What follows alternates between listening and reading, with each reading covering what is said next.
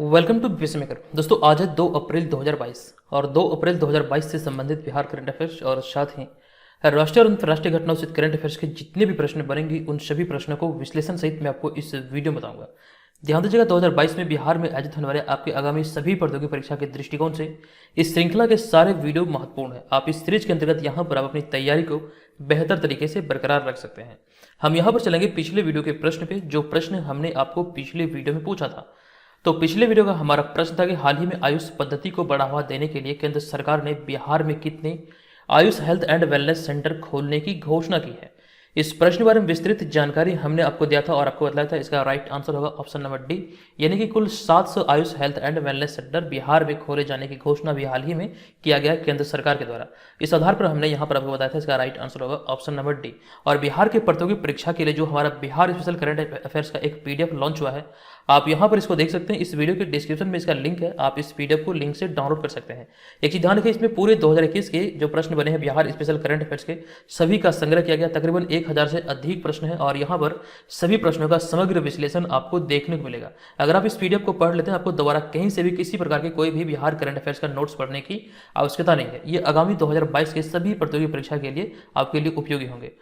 अब यहाँ पर हम चलेंगे आज की इस वीडियो के पहले प्रश्न पे, लेकिन ध्यान रखें जनवरी 2022 और साथ ही साथ फरवरी 2022 से संबंधित जो बिहार स्पेशल करंट अफेयर्स का वीडियो है ये वन लाइनर फॉर्मेट में आपको प्रोवाइड किया गया। चैनल पर विजिट कीजिए, वहाँ पर आप इस वीडियो को रिवीजन पर्पज से देख सकते हैं और इसका पीडीएफ फाइल भी आप वहाँ से डाउनलोड कर सकते हैं। हम चलेंगे आज की इस वीडियो के पहले प्रश्न पे। तो आज की इस वीडियो का हमारा पहला प्रश्न है कि हाल ही में खगड़िया जिला के किस व्यक्ति ने रोजगार दिलाने के उद्देश्य फ्रॉग वॉक नामक कह सकते हैं एक ऐप विकसित किया है। तो इस प्रश्न का हमारा राइट आंसर होगा ऑप्शन नंबर डी, यानी कि निर्मल देव इस प्रश्न का सही उत्तर होगा। इस ऐप का नाम है फ्रॉग वॉक, ये आपको ध्यान रखना है। आपको इस प्रश्न के बारे में विस्तृत जानकारी दे दूं कि हाल ही में खगड़िया जिले के एक इंजीनियर निर्मल देव ने फ्रॉग वॉक नामक मोबाइल ऐप बनाकर यहाँ के कामगारों को जॉब दिलाने की कोशिश की है। ये आपको ध्यान रखना है, इस एप्लीकेशन का नाम है फ्रॉग वॉक, जो कि आपको ध्यान रखना है ये खगड़िया जिले के इंजीनियर निर्मल देव के द्वारा इसे विकसित किया गया है, जो आप यहाँ पर इनको इस इमेज में देख सकते हैं। यहाँ पर हम इस फ्रॉग वॉक एप्लीकेशन की बात करें तो फ्रॉग वॉक नाम के इस ऐप से लोग बड़ी आसानी से अपने घर जरूरत के कामगारों को बुला सकते हैं। यानी कि इसका उद्देश्य यही है, जिसको मतलब कह सकते हैं कामगारों को रोजगार दिलाना, और साथ साथ जिनको इनकी जरूरत है वो अपनी जरूरत के हिसाब से कामगार को अपने घर बुला सकते हैं। इसी उद्देश्य के साथ अभी हाल ही में इस एप्लीकेशन को कर सकते हैं विकसित किया गया है। अब यहाँ पर अगले प्रश्न पे जाने से पहले आपको एक महत्वपूर्ण जानकारी दे दूं। एक कमेंट मुझे अक्सर मिल रहा है पिछले कई दिनों से। ये कमेंट है राजेश नंदन का, जो कि लिखते हैं कि सर क्या आप जनवरी फरवरी 2022 से बिहार स्पेशल करंट अफेयर्स विश्लेषण सहित पीडीएफ डालिएगा या नहीं, कृपया बताएं। बीपीएससी मेकर ऐप का इस्तेमाल करता हूं, मुझे इसकी जरूरत है।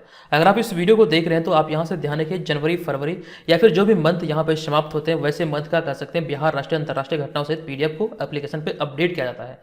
रही बात यहाँ पे आपने लिखा कि sir Bihar special current affairs को आप पीडीएफ का जो विश्लेषण सहित डालेंगे या फिर नहीं। देखिए बिहार स्पेशल जो सम्मिलित है ये आपको कह सकते हैं राष्ट्रीय अंतर्राष्ट्रीय में शामिल किया गया है, आप वहां से इसका लाभ उठा सकते हैं। हालांकि बिहार स्पेशल जो लॉन्च किया जाता है एप्लीकेशन पर, ये आपको वन लाइनर फॉर्मेट में होता है, तो इसके लिए अलग से 3 फॉर्मेट में कर सकते हैं 3 पीडीएफ बनाना मुझे नहीं लगता है सफिशियंट होगा, क्योंकि चीजें बहुत मतलब कर सकते हैं छिन्न भिन्न हो जाती है। तो करंट अफेयर्स सारे आपके एग्जाम के दृष्टिकोण से महत्वपूर्ण है। आपको ध्यान रखना चाहिए कि बिहार राष्ट्रीय अंतर्राष्ट्रीय सारे घटनाओं को एक साथ पढ़ना है। हमारे जो करंट अफेयर्स है ये बिहार के परीक्षाओं पर केंद्रित है, इसका विश्लेषण आप लोग जरूर पढ़िए। इसी उद्देश्य के साथ यहाँ पर आपको विश्लेषण भी प्रोवाइड किया जाता है। बिहार स्पेशल यहाँ पर वन लाइनर फॉर्मेट इसलिए आपको प्रोवाइड किया जाता है ताकि ये आपको टू द पॉइंट याद रहे और इसे कर सकते हैं याद रखने में आसानी हो, इसलिए ये आपको दिया जाता है। अब यहाँ पर ये मत सोचिए कि बिहार स्पेशल भी कर सकते हैं, एक विश्लेषण सहित आपको अलग से दिया जाएगा। हालांकि बिहार स्पेशल जो मिलता है ये आपको विश्लेषण से जो दिया जाता है ये वार्षिकांक होता है, जो कि पिछले वर्ष 2021 में आपको दिया गया था। एक चीज यहाँ पर ये ध्यान रखें, चूंकि आप हमारे पेड मेंबर हैं और यहाँ पर आपको ध्यान रखना है कि जो मंथली मैगजीन होता है या फिर कह सकते हैं मंथली पीडीएफ होता है, ये आपको वहाँ पर बिहार राष्ट्रीय अंतर्राष्ट्रीय सारे घटनाओं से प्रोवाइड किया जाता है। आपको उसे प्रीफर करना चाहिए, उसे ही पढ़ना चाहिए, ठीक है। आई होप कि आप यहाँ पर इसे समझेंगे। अगर फिर भी आपके मन में कोई डाउट है, कोई सुझाव देना चाहते हैं तो कमेंट बॉक्स में आप लोग लिख सकते हैं। हम चलेंगे आज के इस वीडियो के दूसरे प्रश्न पे। ये दूसरा प्रश्न है कि हाल ही में बिहार दिव्यांग खेलकूद संघ द्वारा क्रिकेट के अजगैबी नाथ कप 2022 का आयोजन किस जिले में किया जाएगा। इस प्रश्न का हमारा राइट आंसर होगा ऑप्शन नंबर ए, यानी कि बिहार के भागलपुर में किया जाएगा। आपको इस प्रश्न के बारे में जुड़ी हुई डिटेल जानकारी दे दूं कि हाल ही में बिहार राज्य क्रिकेट दिव्यांग टीम के चयन के लिए सिलेक्शन ट्रायल आयोजित हुआ है और इसमें कि 18 जिलों के 87 खिलाड़ियों ने हिस्सा लिया, जिसमें आपको ध्यान रखना है 12 जिला के 16 खिलाड़ियों का चयन किया गया और ये सभी खिलाड़ी 15 से 16 अप्रैल को भागलपुर में होने वाले राष्ट्रीय दिव्यांग क्रिकेट प्रतियोगिता अजगैबी नाथ कप 2022 में हिस्सा लेंगे। अब यहाँ से आपको ध्यान रखना है अजगैबी नाथ कप जो संबंधित है ये क्रिकेट से संबंधित है और इस वर्ष 2022 में जो इसका आयोजन होना ये आपको ध्यान रखना है, ये दिव्यांग क्रिकेट प्रतियोगिता 15 से 16 अप्रैल 2022 को भागलपुर में आयोजित होगा। और भागलपुर की बात आए तो भागलपुर के बारे में हमने एक पॉइंट आपको बताया है कि बिहार का जो 9 प्रमंडल है उनमें से सबसे छोटा प्रमंडल है बिहार का भागलपुर प्रमंडल। भागलपुर प्रमंडल के अंतर्गत आते हैं 2 जिले जो कि है भागलपुर और दूसरा है बांका। यहाँ पर मैंने एक पॉइंट ये भी बताया था कि दूसरा पक्षी महोत्सव जो कि पहला तो हुआ था ये जमुई के नागिन नकटी में, जबकि दूसरा पक्षी महोत्सव बिहार के भागलपुर में प्रस्तावित है। ये जुड़ी हुई जानकारी आपको इसी प्रकार से याद रखना है। नेक्स्ट होगा हमारा तीसरा प्रश्न। यह प्रश्न के हाल ही में किस सामाजिक कार्यकर्ता और लेखक ने अपनी पहली पुस्तक बरगंडी विंटर्स इन यूरोप का विमोचन किया है? इस प्रश्न का हमारा राइट आंसर होगा ऑप्शन नंबर सी, यानी कि प्रणय पाटिल। आपको इस प्रश्न के बारे में बता दूं कि हाल ही में सामाजिक कार्यकर्ता और लेखक प्रणय पाटिल ने अपनी पहली पुस्तक burgundy winters in Europe launch की है। बरगंडी विंटर्स इन यूरोप अमेरिकी रॉकस्टार जैश टर्नर की कहानी बताती है कि वह कैसे अपनी पार्टी की जीवन शैली के प्रभावों से निपटते हैं। इसी की चर्चा इसमें की गई है। आपको ध्यान रखना इस पुस्तक के जो लेखक है प्रणय पाटिल और इस पुस्तक का नाम है बरगंडी विंटर्स इन यूरोप। और यहाँ पर देखिए हमने अगले पॉइंट में इसके बारे में लिखा कि यह उपन्यास इंग्लैंड स्थित एक पब्लिशिंग हाउस क्रिस्टल पीक द्वारा जारी किया गया है। इन्हीं के द्वारा यह कह सकते हैं प्रकाशित किया गया क्रिस्टल पीक के द्वारा। आई होप कि आप यहाँ पर ये जुड़ी हुई जानकारी ध्यान रखेंगे। यहाँ पर जो मोस्ट इंपॉर्टेंट 2 पॉइंट है, इस पुस्तक का नाम क्या है और इसके लेखक कौन है। नेक्स्ट होगा हमारा चौथा प्रश्न। ये चौथा प्रश्न है कि हाल ही में किस देश ने हाल ही में हवासोंग 17 नामक एक अंतर महाद्वीपीय बैलिस्टिक मिसाइल का परीक्षण किया है?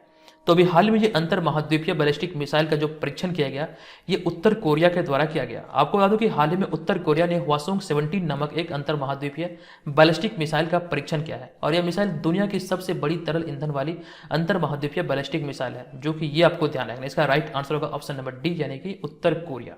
अगला होगा 5वां प्रश्न। ये 5वां प्रश्न है कि हाल ही में अंतर्राष्ट्रीय श्रम संगठन के 11वें महानिदेशक के रूप में किसे नियुक्त किया गया है?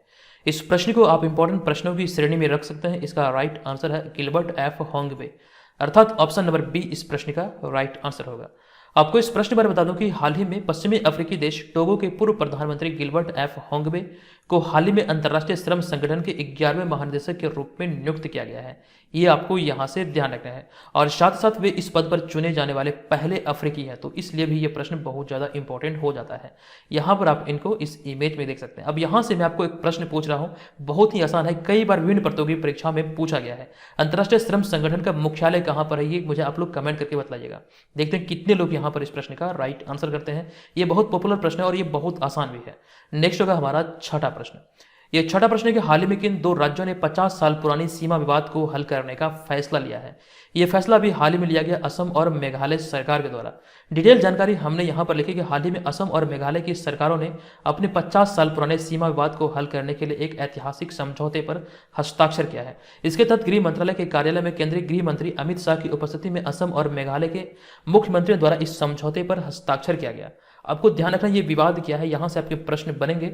ये लंबे समय से चले आ रहे भूमि विवाद की शुरुआत 1972 में हुई थी, जब मेघालय को असम से अलग कर दिया गया था।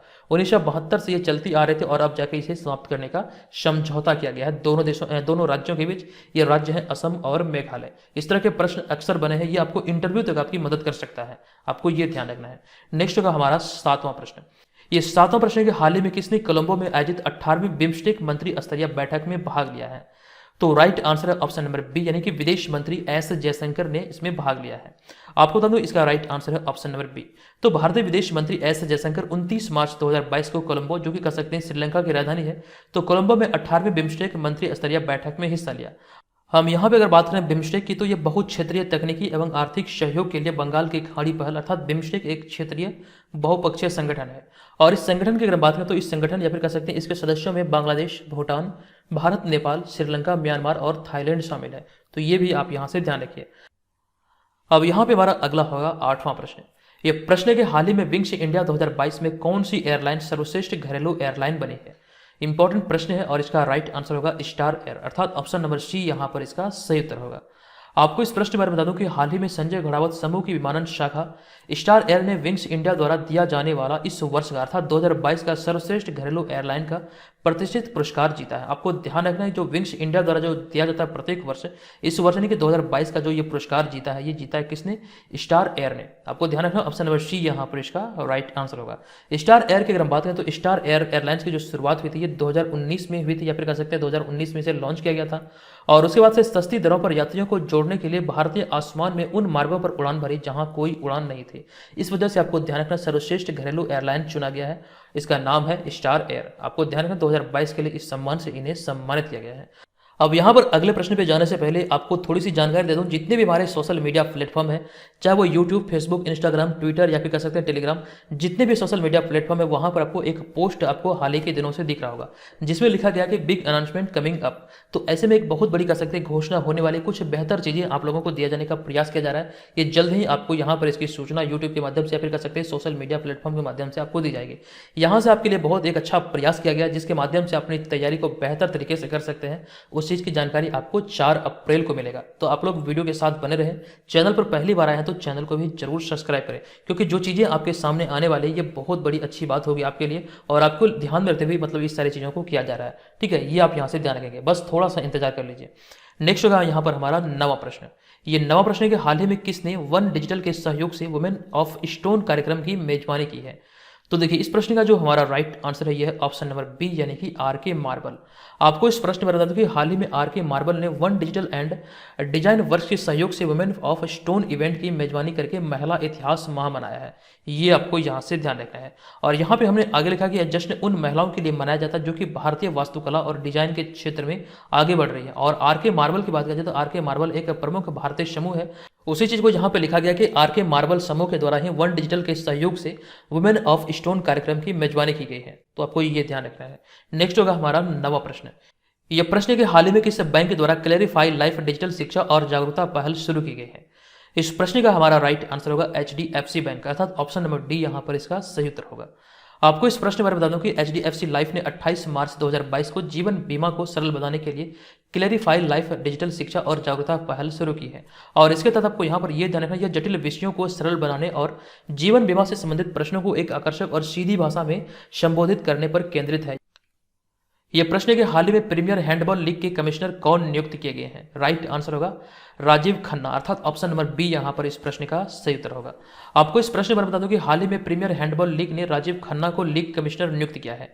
वह वर्तमान में IPL टीम राजस्थान रॉयल के सलाहकार हैं। और यहाँ पे आगे लिखा गया उन्होंने 2009 में इंडियन प्रीमियर लीग के माध्यम से राजस्थान रॉयल के प्रबंधक के रूप में खेल प्रबंधन में कैरियर बनाने के लिए 4 साल की वकालत छोड़ दी थी। इस वजह से ये बहुत ज़्यादा चर्चे में थे। और यहाँ पर आपको ये भी ध्यान रखना, ये पॉइंट बहुत इंपॉर्टेंट है, आपके एग्जाम में पूछा जा सकता है। और यहाँ पे हालांकि प्रश्न जो बना है, एक प्रीमियर हैंडबॉल लीग के कमिश्नर बने हैं ये राजीव खन्ना। अगला होगा 12वां प्रश्न। यह प्रश्न है कि हाल ही में गोवा विधानसभा के अध्यक्ष कौन चुने गए हैं? राइट आंसर होगा रमेश तावड़कर। आपको बता दूं कि भारतीय जनता पार्टी के विधायक रमेश तावड़कर को हाल ही में गोवा विधानसभा के अध्यक्ष के रूप में चुना गया है। यहाँ पर नेक्स्ट पॉइंट हमने ये लिखा कि प्रमोद सावंत 27 मार्च 2022 को दूसरी बार गोवा के मुख्यमंत्री के रूप में नियुक्त किया गया था। इसकी जानकारी हमने आपको कुछ दिन पहले या फिर कह सकते हैं कल ही दिया था। साथ साथ एक पॉइंट यह भी है कि ऋतु खंडूडी भूषण को हाल ही में उत्तराखंड की 5वीं विधानसभा अध्यक्ष बनाया गया। बात है उत्तराखंड की, तो आपको ये ध्यान रखना उत्तराखंड में ये पहली महिला विधायक भी है, तो ये भी जानकारी आपको ध्यान रखना है। उत्तराखंड के बारे में एक पॉइंट हमने आपको ये भी बताया था कि अभी हाल ही में अक्षय कुमार को उत्तराखंड का ब्रांड एम्बेसडर बनाया गया है। इतनी जानकारी यहाँ से आपको ध्यान रखना है। अब चलेंगे आज के इस वीडियो के प्रश्न की ओर। आज के इस वीडियो का हमारा प्रश्न है कि हाल ही में किसानों को सस्ती बिजली प्रदान कराने के लिए बिहार राज्य ऊर्जा मंत्री द्वारा कितने रुपए की स्वीकृति दी गई है? आप यहां पर कमेंट में मुझे ये बताइएगा कि वर्तमान समय में बिहार राज्य ऊर्जा मंत्री कौन है। डिटेल जानकारी जो आपको दिया गया है आप लोग कमेंट बॉक्स में से विस्तार पूर्वक जरूर लिखिएगा। इसके अतिरिक्त यहाँ पर एक पॉइंट ये ध्यान रखिए, अगर आप बिहार में आयोजित होने वाले किसी भी प्रतियोगी परीक्षा की तैयारी में लगे, खासकर के बीपीएससी और सीडीपीओ की, तो हमारे ऑनलाइन टेस्ट सीरीज को आप लोग जरूर ज्वाइन करें। प्ले स्टोर से बीपीएससी में अगर ऐप को डाउनलोड कीजिए, वहां पर आप हमारे ऑनलाइन टेस्ट सीरीज में पार्टिसिपेट करके अपनी तैयारी का सही तरीके से आकलन कर सकते हैं। जो मटेरियल आपको 67 बीपीएससी के लिए मिल रहा है वो आपको कोर्स के तहत प्रोवाइड किया जा रहा है, और यहाँ पर आपको ये सभी मटेरियल मिल रहे हैं। और भी कई सारे टॉपिक बेस्ड नोट्स हैं, कई सारे मटेरियल हैं जो कि आपको बीपीएससी मेकर ऐप पर मिलता है। तो जल्दी से एप्लीकेशन को डाउनलोड कीजिए। और यहाँ पर 68वीं के बारे में जो लोग अभी से सोच रहे हैं तो वो लोग इसे ज्वाइन कर सकते हैं। यहाँ पर आपको डबल फायदा होगा, क्योंकि यहाँ पर आपको प्रीवियस 67वीं का भी मटेरियल मिलेगा और साथ साथ 68वीं के लिए जो अपडेट होगा वो भी आपको इसी कोर्स के तहत मिल जाएगा। तो जैसे भी आपको मतलब सुविधा हो अपने अनुसार इसे ज्वाइन कर सकते हैं। तो दोस्तों आज के इस वीडियो में इतना ही, मिलेंगे नेक्स्ट वीडियो में, तब तक के लिए धन्यवाद, जय हिंद।